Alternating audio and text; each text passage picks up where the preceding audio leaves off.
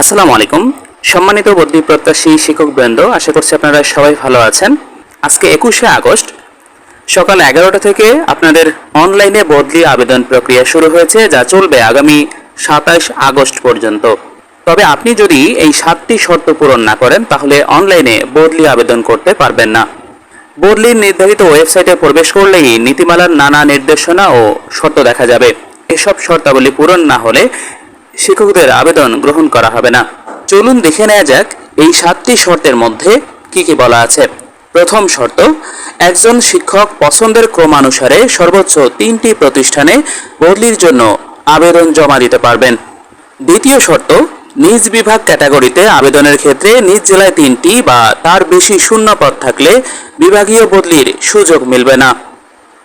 3 নম্বর শর্ত, নিজ জেলা কিংবা নিজ বিভাগ ক্যাটাগরিতে আবেদনের সময় বর্তমান কর্মস্থল ও নিজ জেলা একই হলে আবেদন কার্যকর হবে না।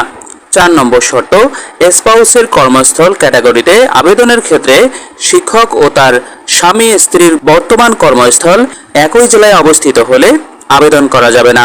5 নম্বর শর্ত, স্পাউসের নিজ জেলা ক্যাটাগরিতে আবেদনের ক্ষেত্রে শিক্ষকের বর্তমান কর্মস্থল এবং তার স্বামী বা স্ত্রীর নিজ জেলা একই হলে আবেদন করতে পারবেন না।